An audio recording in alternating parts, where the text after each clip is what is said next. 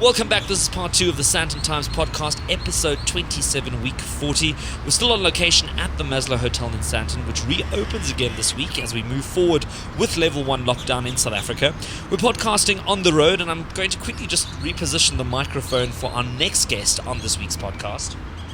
So one of the beauties of being back in Sandton is the fact that we can start picking up on some Sandton stories again, and one of those is the launch, or the imminent launch, of the Valenture Institute. And I'm sitting with Rob Paddock, Chief Executive Officer. Rob, good to have you on the podcast. Thanks so much for having me. Really appreciate it. Well, Rob, tell us a little bit more about this educational undertaking. I mean, we've all become very familiar with online schooling or high school online digital classrooms during the COVID-19 pandemic, but this wasn't a COVID-19 pandemic plan. This is something that's been in the pipeline for much longer. That's exactly right. So we actually launched the Valenture Institute, which is a global private online high school, in September of 2019. We launched it as a global private online high school, and we're very fortunate to get students from South Africa, Australia, Singapore, Hong Kong, many countries around the world. And then, of course, in March 2020, the COVID pandemic hit, and the whole world was interested in talking about online education. And I think for us, one of the benefits of our formation, both pre-COVID and with the experience of the team behind it, is that this is in fact a purpose-built online high school. Whereas I think, unfortunately, what a lot of people have experienced in terms of their education or their online education has been a kind of reaction to the pandemic.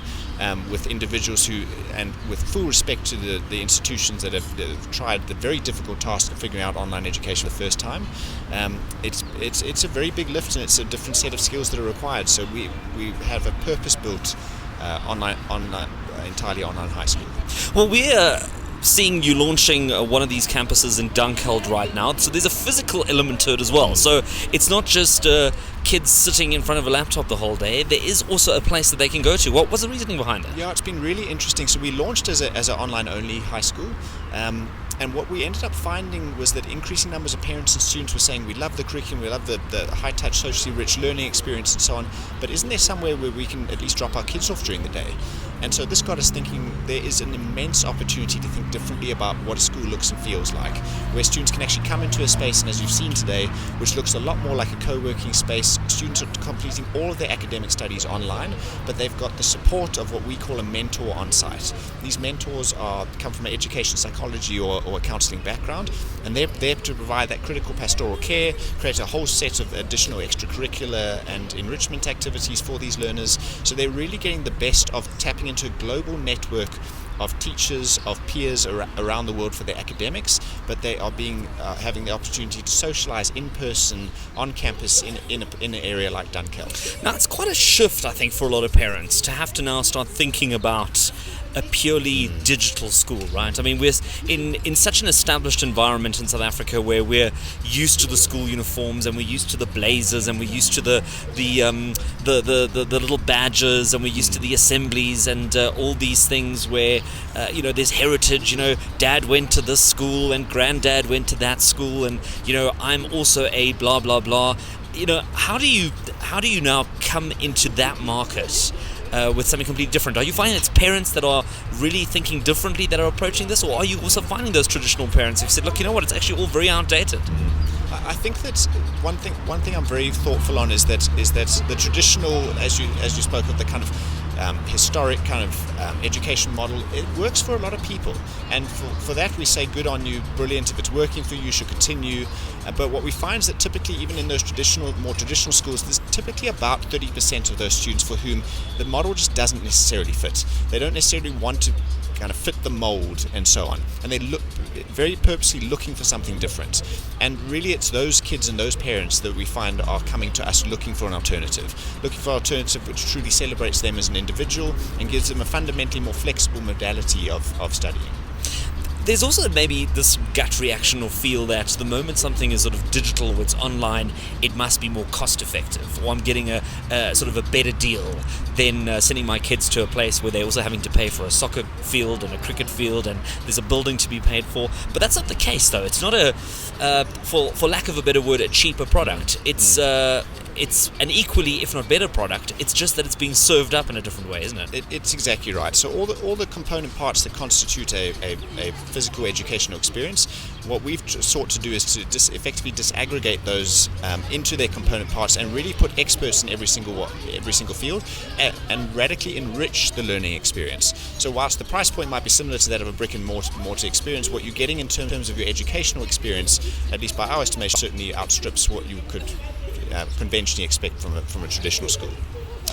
And it's not just a South African-based school.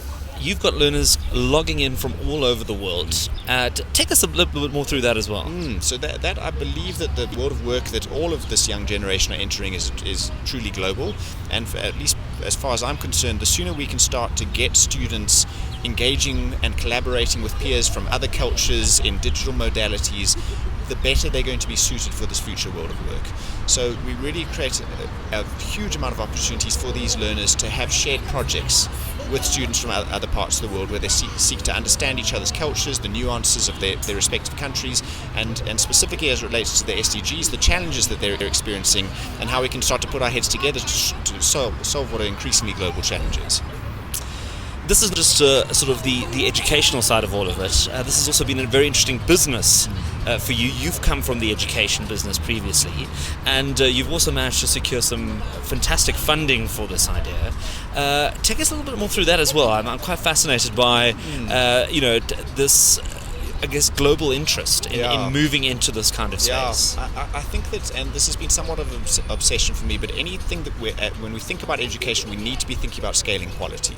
And for me, one of the big opportunities that we have in Africa is to think about scale.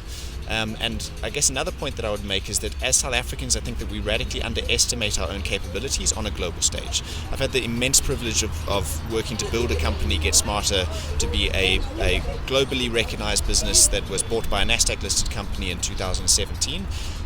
And that's all been done off a South African team, and we truly, it's amazing to see how we fare and how we actually win on a global stage.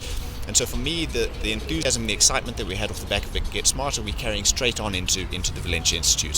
So we are keeping our staff here. We are able to recruit the most incredible personnel who are delivering world-class services to students, like you said, from all around the world. And this certainly has captured the interest of venture capitalists and educators in other parts of the world. So we were actually very lucky that the interest largely came our way. So yes, we have accepted a round of funding, and this is largely to fuel our current growth trajectory. I think in response to the COVID-19 pandemic, we've just seen that there is so much more interest than we could have ever foreseen. And in order to fuel that interest, we've taken an injection of capital. One of the things that you mentioned during your speech at the launch of the Untitled campus was that some of the concerns that some parents had was the fact that there wasn't any sports involved, or that sports is a big part of the high school experience. And you rightfully mentioned that you can't be all things to all people. It's a very specific type of person that will say, look, you know what, whatever, sports, no sports, we're in because we think this is the way to go. Do you think that you might see yourself setting up an e-sport team as the future? I mean, that's kind of where things are going. I mean, so funnily enough, we actually do have virtual fitness clubs, and we've got students who are on Strava and who are competing in kind of virtual marathons and virtual cycling activities and so on. So not full marathons, but virtual runs and virtual cycling. And we certainly are exploring that as, I would say, a kind of extracurricular, but not as a core element to our value proposition. So you're not sending a Fortnite team to Korea anytime soon to compete in some global showdown? No. Not yet, no. All right. Well, Rob Paddock, Chief Executive Officer of Valenture Institute, thank you so much for joining us on this podcast. Thanks so much and for we look having forward to hearing a little bit more about your launch in January 2021. Fantastic. Really appreciate the time. So we're enjoying the relaunch of the Maslow Hotel in Sandton. They've put on a fantastic spread here, fantastic dinner. So I've quickly grabbed Hector Mnyayiza, Executive Chef of the Maslow Hotel. Hector, thanks for joining us on the Sandton Times podcast. You must have a very interesting time right now. I mean, you are restarting the kitchen from a 6-month sleep. Yes, so we've gone on a concept of saying we're starting a brand new kitchen because we've been so away for so long.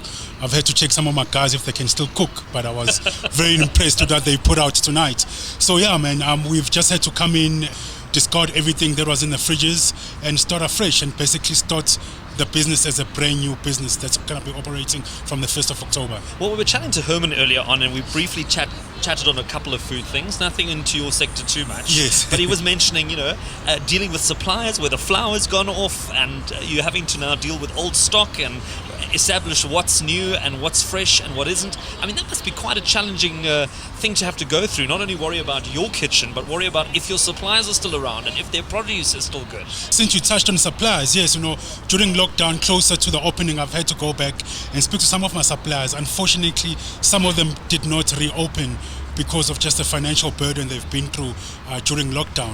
And then obviously us coming back here as well, just to find that flowers and stuff have gone off that we have to discard. But we have to take that into consideration and make sure that all our guests are safe, yes. Yeah. So in terms of your food offering, I mean, you literally evacuated the kitchen in March 2020. You're now back. Is everything going to stay the same in terms of the offering? Have you had to cut some things out? What can we expect? So basically the offering has changed a bit in terms of we've cut down the menu just because we don't have much business or that's going to be coming through to the node in Sandton.